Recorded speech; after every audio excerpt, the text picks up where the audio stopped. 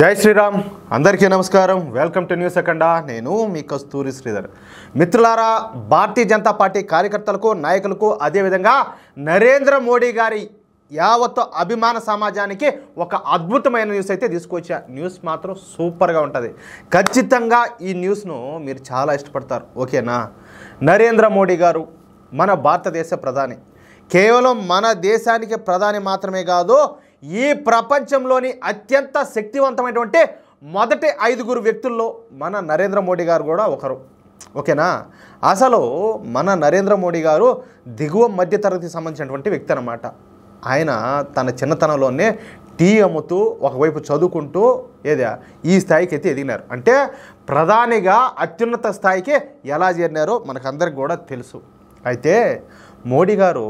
ఏదో గాలి గద కొట్టుకొచ్చేట్టు అంత ఈజీగా ప్రధాని అయిపోలా దీని వెనక ఎంతటి కష్టం ఉండాదో ఎంతటి ఓర్పు ఎంతటి ప్రతిభ ఉన్నాయో ఎంతటి సునిశ్చితమైనటువంటి పరిశీలనలు ఉండాదో మీకు అర్థమయ్యేటట్టు ఒక చిన్న ఉదాహరణ ఒకటి చెప్తా ఓకేనా కొంచెం దయచేసి జాగ్రత్తగా వినండి 2 రోజుల క్రితం అంటే మొన్న 24వ తేదీ 25వ తేదీలలో మధ్యప్రదేశ్లో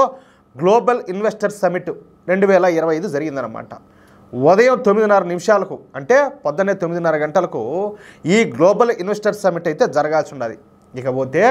ఈ సమిట్ను మన ప్రధాని నరేంద్ర మోడీ గారు ప్రారంభోత్సవం చేయాల్సి ఉన్నదన్నమాట అయితే ఈ గ్లోబల్ ఇన్వెస్టర్ల సదస్సు భోపాల్లోనే నేషనల్ మ్యూజియంలో జరుగుతూ ఉన్నింది అంటే భోపాల్ నేషనల్ మ్యూజియం సరిగ్గా ఈ భోపాల్ నగరంలో మధ్యలో ఉంటుందన్నమాట సరే భోపాల్ నేషనల్ మ్యూజియంలో జరుగుతున్నటువంటి ఈ గ్లోబల్ ఇన్వెస్టర్ల సమిట్ సదస్సును ప్రారంభించడానికి 9 గంటలకు మన ప్రధాని నరేంద్ర మోడీ గారు బయలుదేరినారు ఇక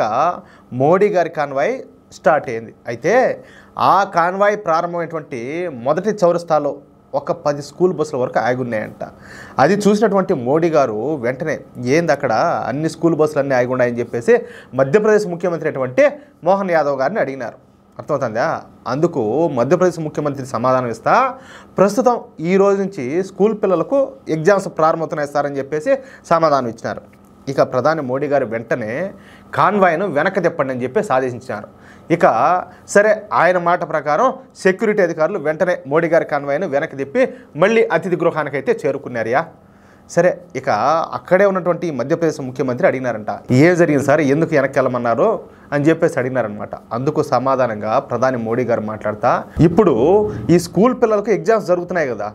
మనం ఇక్కడి నుంచి ఈ గ్లోబల్ ఇన్వెస్టర్ సమిట్కు చేరుకోవాలంటే మరొక అరగంట సమయం పడుతుంది అంటే ఇక్కడి నుంచి కనీసం 20 కిలోమీటర్ల దూరంలో ఉన్నటువంటి ఈ భోపాల్ నేషనల్ మ్యూజియం ఉండాలి మరి ఈ 20 కిలోమీటర్ల పొడవున స్కూల్ విద్యార్థులు నా కాన్వాయ్ వెళ్ళేంత వరకు వెయిట్ చేయాల్సి ఉంటుంది అందుకే కాన్వాయ్ను వెనక్కి తెప్పమని చెప్పిన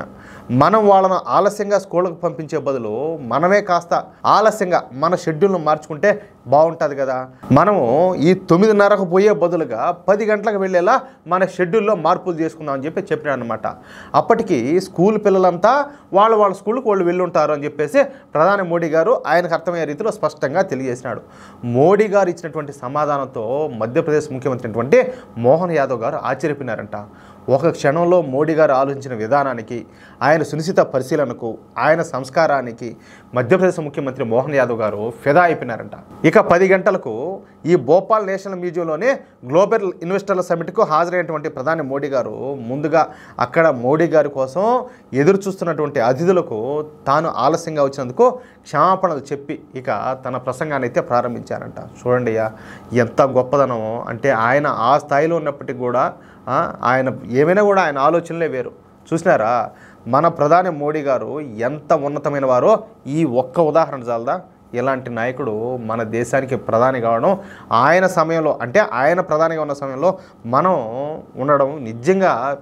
కొంతమంది మూర్ఖులకి చెప్తే అర్థం కాదు కానీ ఎందుకంటే మనలో భక్తులు అది ఇది అని చెప్పి చాలా మాటలు మాట్లాడుతూ ఉంటారు మనం భక్తులమే ఎందుకంటే మనం దేశాన్ని ఇష్టపడుతున్నాము దేశాన్ని ప్రేమిస్తున్నాము ఈ ధర్మం కోసం బతుకుతున్నాము మనం భక్తులమే వాళ్ళ మాదిరి ఏ రాక్షసులను రావణాసులను మనం ఇష్టపడడంలే కదా ఏమంటారా ఏది కాదనుకునేదానికి కాబట్టి ఖచ్చితంగా నేను అనుకునేది ఏంటంటే ఇదో ఈ సమయంలో మనకు ప్రధానిగా మోడీ గారు ఉండడం మన అదృష్టం. అందుకే మోడీ గారిని కారణ జన్ముడు అంటారు. ఎందుకంటే ఆయన ఆలోచనలు, ఆయన పరిపాలన అంత గొప్పగా, అంత ఉన్నతంగా ఉంటుంది. ఏమంటారా మిత్రులారా? ఈ న్యూస్ కనుక మీకు నచ్చినట్లయితే ఖచ్చితంగా ఈ న్యూస్ నలుగురికి షేర్ చేయండి. అదేవిధంగా ప్రతి ఒక్కరు కూడా మీ యొక్క అమూల్యమైన అభిప్రాయాలను ఖచ్చితంగా కామెంట్ చేయండి. ఓకేనా? ఇటువంటి మరెన్నో ఇంట్రెస్టింగ్ న్యూస్ను, మరెన్నో గొప్ప గొప్ప న్యూస్ను మీరు పొందడం కోసం తప్పనిసరిగా మన ఛానల్ సబ్స్క్రైబ్ చేసుకోండి, సపోర్ట్ చేయండి ప్లీజ్. జై శ్రీరామ్.